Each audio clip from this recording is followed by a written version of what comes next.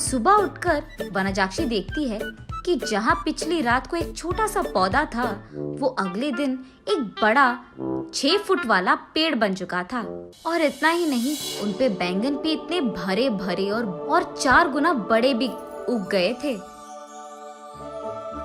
ये देख वनजाक्षी अपनी आंखों का खुद यकीन नहीं कर पा रही थी। पेड़ के पास आकर उसे जांचने लगती है। ये कैसे हुआ?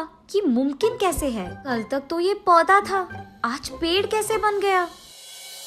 वो ऐसे सोच में पड़ गई थी कि इतने में उसकी बेटी वसुंधरा वहां आकर उस पेड़ को देख ऐसे ही चौंक जाती है।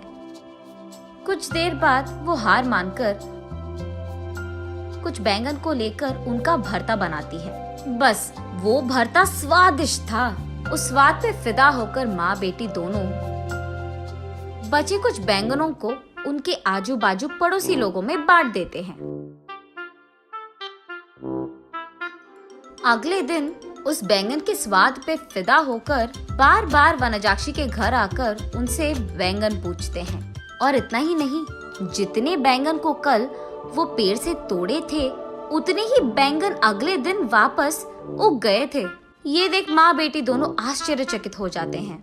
तब दोनों फैसला करते हैं कि इन बैंगनों को मुफ्त में नहीं देना है। ये कहकर बेचते हैं कि ये जादुई पेड़ है और इसके बैंगन बहुत स्वादिष्ट हैं। ऐसे वो बैंगन दुगने रेट में बिक जाते हैं।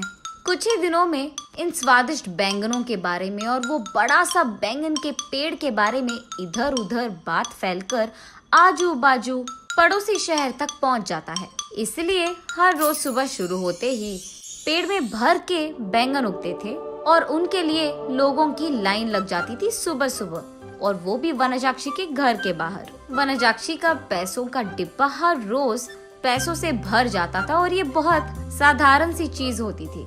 कुछ ही दिनों में वनजाक्षी का नाम बैंगन से जुड़ गया और सब उसे बैंगन बेचने वाली वनजाक्षी करके बुलाने लग गए। और इतना ही नहीं, वो बहुत कम समय में उस सारे गांव में सबसे अमीर बन जाती है। बड़ी सी बंगला बनवाती है और उस बैंगन के पेड़ के चारों ओर बाड़ लगवा देती है और उस पेड़ के पास एक सिक्योरिटी गार्ड को भी रख लेती है। एक दिन वसुंधरा वनजाक्षी के पास जाकर ऐसे कहती है, माँ, रातों रात एक छोटा सा पौधा इतना बड़ा पेड़ कैसे बन गया? और ऊपर से अगर सारे के सारे बैंगन हमने तोड़ दिया तो भी अगले दिन उनके जगह में उतने ही भर के बैंगन उग जाते हैं। ये कैसे मुमकिन है? अरे हाँ, मैं भी इस चीज के बारे में सोचना भूल गई। चलो, जो भी हुआ उनसे हमारा अच्छा ही तो हुआ। अब तो मुझे तुम्हारी शादी की भी कोई फिक्र नहीं है बेटा, ऐसे कहती है। और ठीक तभी वनजाक्षी को एक बात याद आती है। उस समय में जब भी वनजाक्षी के लिए रिश्ते लाते थे तो कुछ भी सेट नहीं होता था। अगर वसुंधरा को लड़का पसंद आ गया तो लड़के वालों को इनका दहेज नहीं पसंद आता था, और अगर लड़के ने वसुंधरा को पसंद कर लिया तो वसुंधरा को वो लड़का पसंद नहीं आता था। ऐसे बहुत सारे रिश्ते देख देख कर वनजाक्षी थक कर ये सोचने लगती है कि शायद उसकी बेटी के कुंडली में कोई दोष है, इसीलिए वो बहुत सारे पूजा पाठ करवाती रहती थी। ऐसे ही एक दिन वो मंदिर में पूजा करवा के घर लौटती रहती है। तब रास्ते में उसे एक बैंगन का टुकड़ा नजर आता है। उसे लेकर वो अपने घर के सामने रख देती है। और कुछ दिन बाद उस जगह में एक छोटा सा पौधा उग गया था। मंदिर जाने से पहले उन बैंगनों को देख वनजाक्षी सोचती है, घर आने के बाद ना इन बैंगनों का एक बहुत अच्छा भरता बनाना है मुझे। यही सोचते हुए वो मंदिर चलती रहती है। रास्ते में वो ऐसे सोचती है, अगर कोई वो बैंगन को लेके गया तो? वो फैसला करती है कि जल्दी जल्दी वो मंदिर जाकर भगवान की प्रार्थना करके बाहर आ जाएगी। वापस आते वक्त उसे रास्ते में एक साधु नजर आते हैं। उनके पास जाकर वो ऐसे पूछती है, स्वामी, मैं मेरी बेटी की शादी करवाने के लिए बहुत कोशिश कर रही हूँ, लेकिन नहीं हो रहा है। कृपा करके इसका कोई हल निकाल दीजिए। ठीक है, उस जगह पे बैठकर अपनी पूरी मन से प्रार्थना करो, ऐसे कहते हैं साधु। तब वनजाक्षी उस साधु के सामने बैठकर इसी डर में पड़ी रहती है कि कहीं कोई उस बैंगन को चुरा ना ले। हे भगवान, मेरे घर जाने तक उन बैंगनों को संभाल के रखना, किसी को उसे चुराना नहीं है। इसका प्रार्थना करके वो उठकर साधु के पास जाकर आशीर्वाद दीजिए स्वामी, ऐसे कहती है।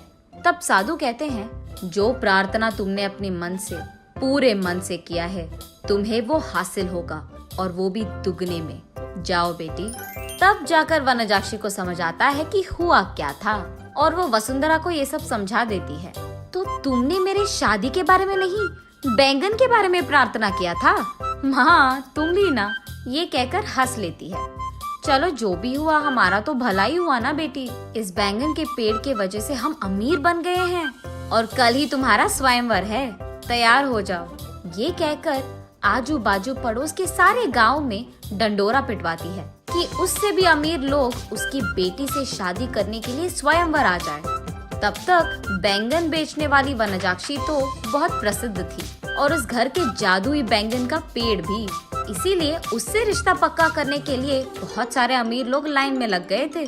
उनमें से अमीर और अच्छा दिखने वाले एक आदमी से वनजाक्षी अपनी बेटी वसुंधरा की शादी करवा लेती है। कुछ दिन बाद जब उसके सारे जिम्मेदारियां खत्म हो गई थी, वनजाक्षी उस बैंगन के पेड़ के पास बैठकर ऐसे सोचने लगती है, उस दिन मुझे इस बैंगन के बारे में काश कुछ सोने का ख्याल आया होता।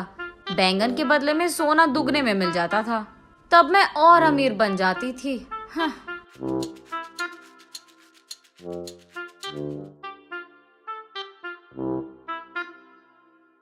अगले दिन सुबह उठ के देखने पर उस बड़े बैंगन के पेड़ के जगह में वही पुराना वाला छोटा सा पौधा था जो वनजाक्षी ने वहां लगाया था।